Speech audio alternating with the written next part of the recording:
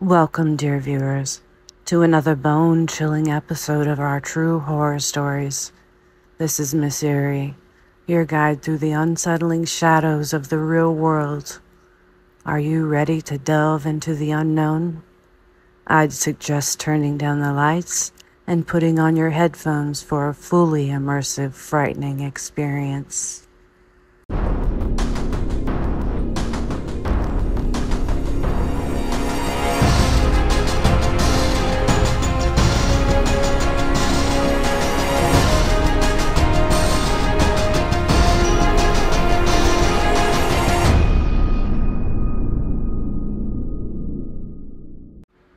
Our story tonight takes place in the quiet town of Derbyshire, England, a place steeped in history and mystery.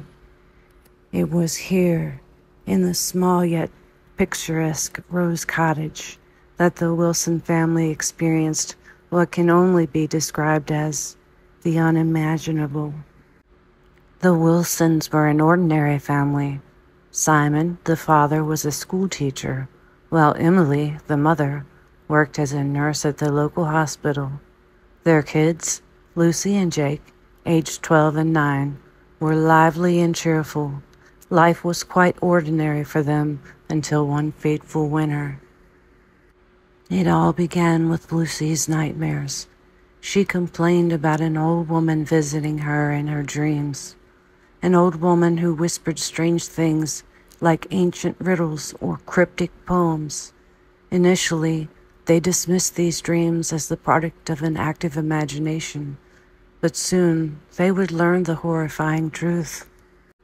One night, while the rest of the family was sound asleep, Lucy woke up to the sound of the old woman's whisper in her ear. Only this time, it wasn't a dream.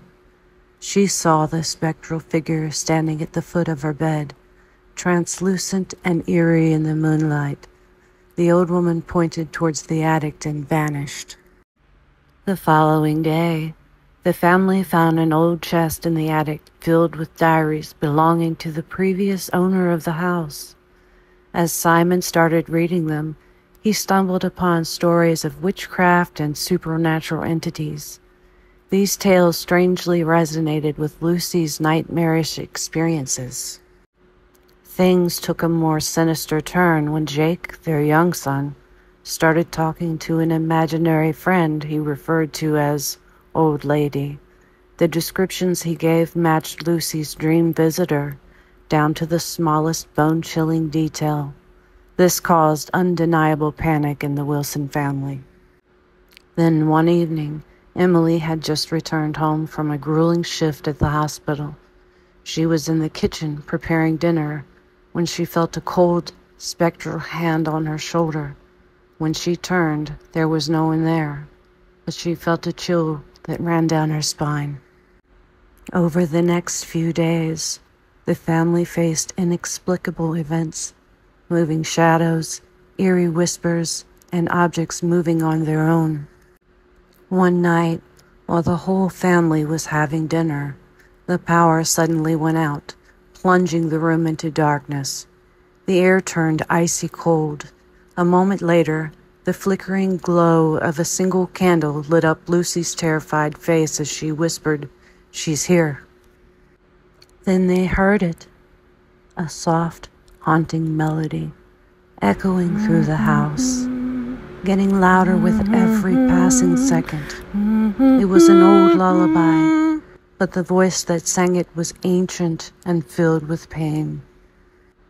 It was then that they decided they had to leave.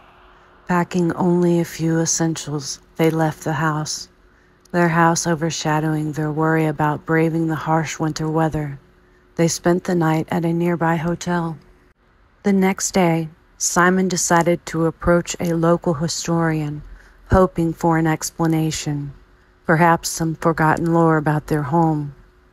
The historian was an old man named George, who had spent his life studying the town's history.